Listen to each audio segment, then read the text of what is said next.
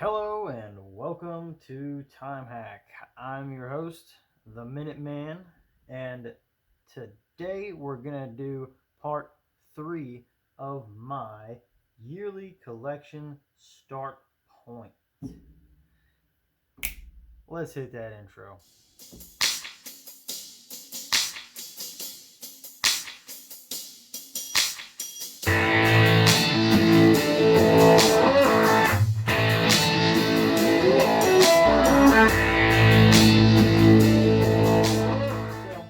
Today's installment of my start point for the year is going to consist of chronographs, some honorable mentions, and some creatures from the boneyard. More on that later. But if you could give me a thumbs up, share this video, hit subscribe, hit that bell, and above all else, leave me a comment and suggest which one of these pieces that you might want to see next. Please bear with me. I am learning this whole YouTube thing as I go. I am learning editing as I go, learning cameramanship, also using a super bare bones cheap setup. So hopefully quality goes up as this channel stays on and people get interested in what I'm doing and how I'm doing it. Definitely need to work on focus, how the camera jumps in and out of focus on a couple things. So I am aware of the problem and I am working on it. But you know what? I've just gone on a little too long. Let's go ahead and talk about these watches. Alright, I'm going to start off with my honorable mentions because they were something that I was not tracking before I got ready to shoot this. So I neglected from my digitals to talk about the fact that I have a Casio Databank wrist calculator, however you want to call it. Picked this guy up the same time I got the world timer.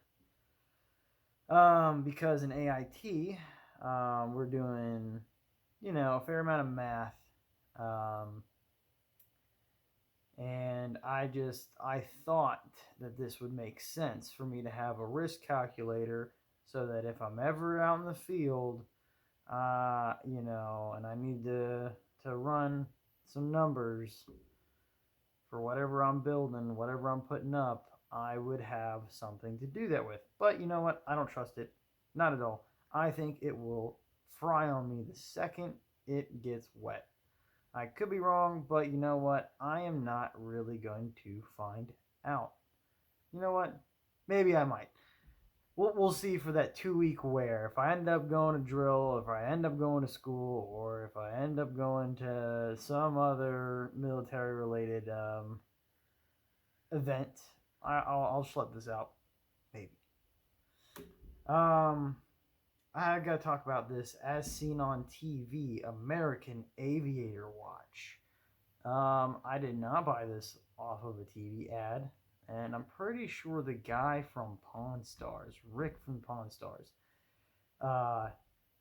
was advertising this.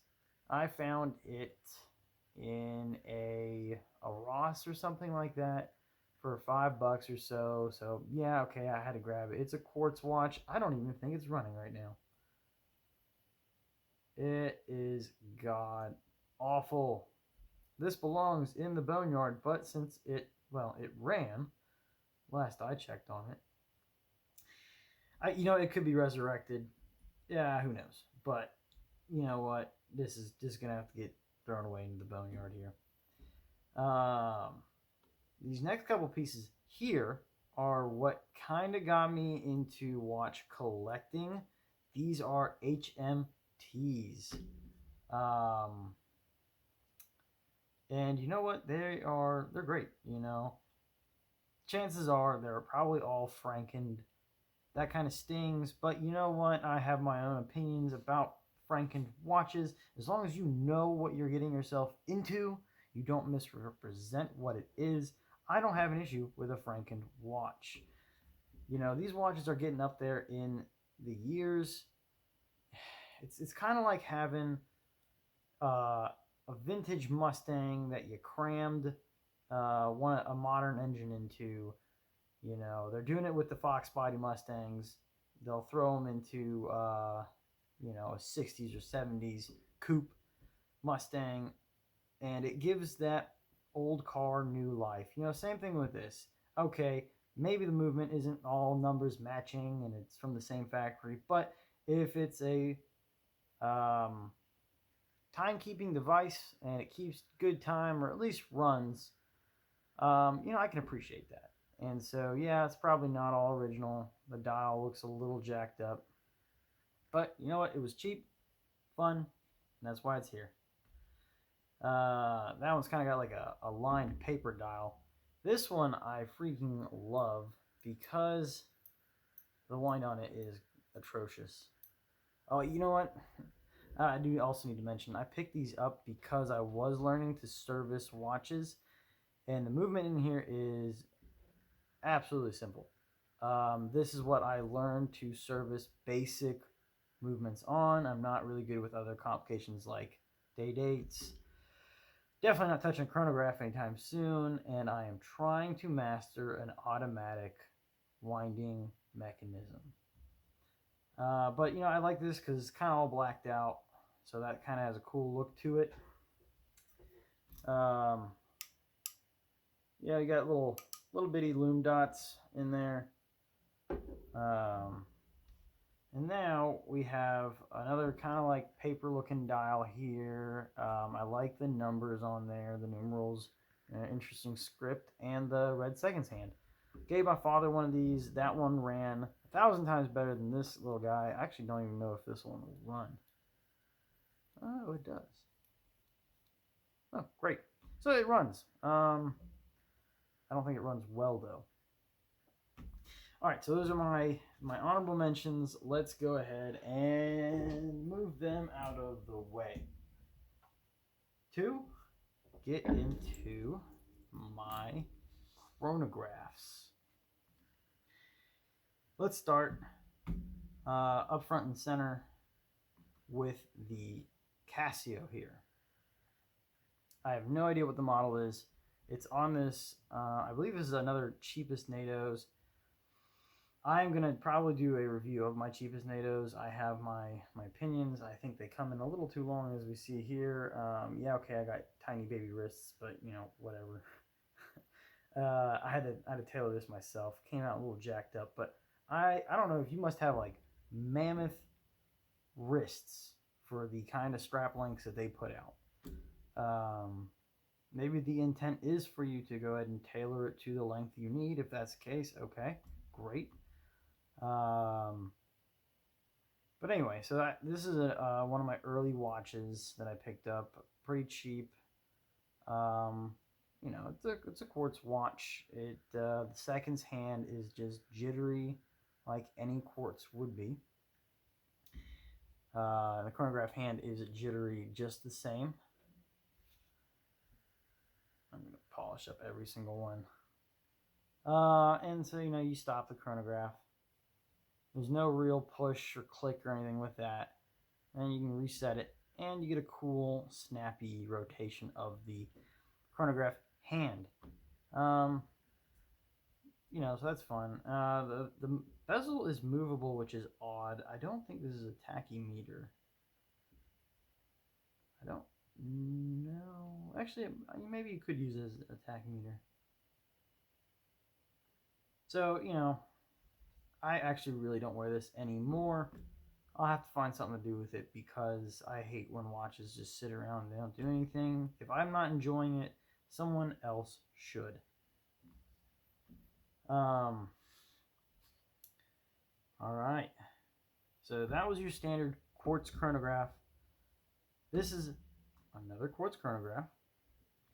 This thing I love. It is entirely too large for my wrist, but you know what? I wear it anyway because this is a purpose-built watch. This is meant for astronauts, you know, if I became an astronaut, they're not going to tailor make a watch for me. No, it is, here's the watch we made, wear it, use it, make it work. So you know what? I'm doing the same. Yeah, it's a behemoth, but you know what? I still like it. My Grail watch is to get myself a Speedmaster. This is a pretty good substitute for the time being. It's got a ultra high frequency quartz movement. Let me get that awful smudge off. I believe the dog probably put her nose on there. And there's no awful harsh jittering of that seconds hand with this. It just runs amazingly. Reset is the same. You get a nice full rotation of the chronograph seconds hand. Yeah, I should probably put this back on its NASA strap, but this is just where it's on right now. Man, you know what? I did it again. I never check what's on my wrist. Before we get to this little gem, here is my Omega Mega Quartz on a custom cut leather for my tiny wrists. Actually, you know, I think it does fit my wrist pretty well with the leather on. But I mean, this is a massive strap on here. This was in my dress watch segment, my first collection start point video. So anyway, moving on to our final. No, you know what? This is not the final. Yeah, I keep doing this. This is not the final chronograph. I do have another chronograph. That one is on loan to my father right now, who bought himself a Speedmaster reduced. It's not the reduced. It was a Michael Schumacher edition chronograph in the reduced size, so 39 millimeters. And you know what? Turns out it is actually just way too small, even for the wrists of mine. He's got, I think, a 7.5 inch wrist, and it just did not look right. You know, it looked right on me, but you know what? It wasn't the Speedmaster. Like I was talking about with this watch, purpose-built piece. The Speedmaster is a moon watch. Don't give me the smaller one. It's just not going to look right. It's got to be the purpose-built machine for the mission. That's the one or none. Anyway, enough of that rant. So, yes, my father bought that piece. Thank God it was within the return period, and Crown and Caliber apparently was really kind about it and made the exchange happen. So we'll see if he manages to. I kind of hope that he does pony up the money for that professional, because I would love to see it. But in the time being, I lent him my Felida Speedmaster Professional Homage. It's a Tintin variant. I will have to show you guys that whenever it comes back home. He can keep it for as long as he wants, but whenever it does make its way back, I'll do a video of that. And actually, he probably will be a guest for that, and let us know what he thinks of wearing that piece. So here we have another quartz. So yeah, 3 quartzes, except my Felida is a manual wind. That's a seagull. Really great movement for the money. This here is a Duxot. This is one of 3 that I have. The other 2 are dive watches in the second installment of the series. But look at that. Black dial. Well, we're going to go ahead and start that chronograph with these tiny pushers. Let it run. Smooth run. Well, actually, a little more smooth than our Bulova here, actually. And it's about as smooth as my Felida, because this is a Mecha Quartz. It's a Seiko Mecha Quartz. So it mimics the smoothness of a mechanical timepiece. I'm going to go ahead and stop it. and return it back home. That nice click flip of the seconds hand, the chronograph seconds hand. You can still see the sub dial with the actual running seconds is choppy like any other quartz, but I don't look at that. I'll normally run my chronograph all day. So absolutely love this. This has the same case as that Duxot diver with the blue fume dial with those hooded lugs. And so it just makes the bracelet sit so well against your wrist. Great piece, screw down crown, awesome date window location, color match date wheel. Same with this. All right, enough of those watches. Let's move on to the boneyard. Let's see what comes out of there. All right, schlepping my casualties here on my TM 9-1575, which is wristwatches, pocket watches, stopwatches, and clocks from April 6th, 1945. Yep, this is a TM for maintenance on watches. I could not resist. Great piece. Water damage, but, you know, whatever. These are what's in my boneyard. These are pieces that I am trying to restore. We'll see how successful I am. I really hope I do bring these back because some of these are beautiful. Let's go ahead and start off with ones I don't really care about. So up here, Bulova. This is a very tiny little dress watch. I bought it solely to tinker with. So it probably will get mangled, but you know what? It's all in the name of science and learning to be a better watch repairer. Timex. I have learned my lesson with these Timexes. They are a nightmare to service. This little guy is actually running, which is impressive. I don't know for how long it will run. But last I checked, it didn't run well. It's a little UFO shape Timex 21 Joule. They are awful to service. That was a grave mistake. There was another one that is like in the just parts bin, not even boneyard, parts bin. Here we have, actually, you know, let's go with the Seiko 5 here. Seiko 5, it's fine, but I don't know what the story behind this watch is. Maybe it's a Franken. Who knows? The movement in the back seems legit, but we can't get the day date to change. So I might have to try to free that up. But because of those extra complications, I have not been bold enough to try it. Still working my way up to that. Here is a Caravel. This little guy does run, and actually really is not an issue. I replaced a crystal on one of, actually this very model. I've got two just like this. I might be giving one to a friend once it's fully restored. Man, this Elgin. An automatic Elgin, original bracelet, original box.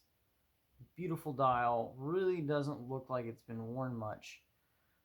But I believe the issue here is that the hands don't move. The seconds hand will run, but the hands, the hour and minute, don't advance. So I gotta free that up. I'm really hoping it's within the keyless works, but I still have to remove a date wheel, and I gotta work with an automatic winder, so that's some shaky ground for me. Here's a piece that I also would love to get back into running order. Really unique case back for Bulova. You don't normally get the goddess, the little time goddess on their case backs. That dial is also interesting, checkered. Kind of think of plaid when I look at it. But it's automatic and it will run. But this potentially is a Franken watch. I don't think the movement matches up, but you know, for the money I paid for it, it's fine. This would be another wonderful piece to get running. This is a Commodore, a red LED Commodore. I would love a red LED watch. This was going to be it, but you know, I pulled this whole thing out, examined the board and everything. It's above my skill set. Maybe one day, maybe with your guys' help, I can get it running again. That would be amazing. So I have a Bulova advertisement with a soldier in World War II uniform with what looks to be his sweetheart looking at Bulova advertisement featuring this watch, a female variant of the watch, as well as a cool army ring, other ring set jewelry. It's in my office. And so this one does not run, but we don't have any issues with the handset yet, unless I just destroyed them. But, you know, you give it a wind. No dice at all. But you know what? I think I can get it running again. And you know what? Since we're talking here, right?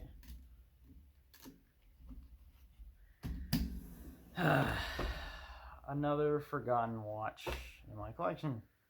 This is a 1920s Bulova. It runs. And this is what I'm using to kind of base myself off for this Bulova President. So if I got this thing running, I think I can get this one running. It'd be wonderful to have.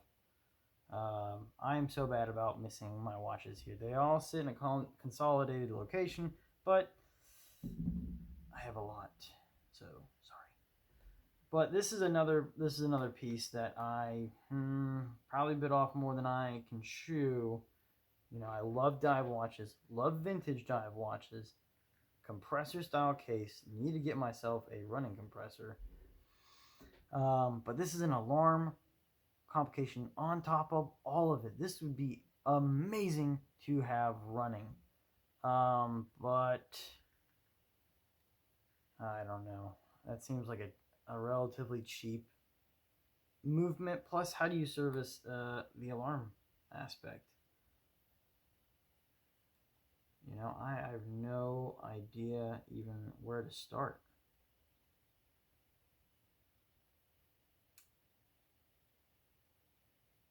You know, there we go.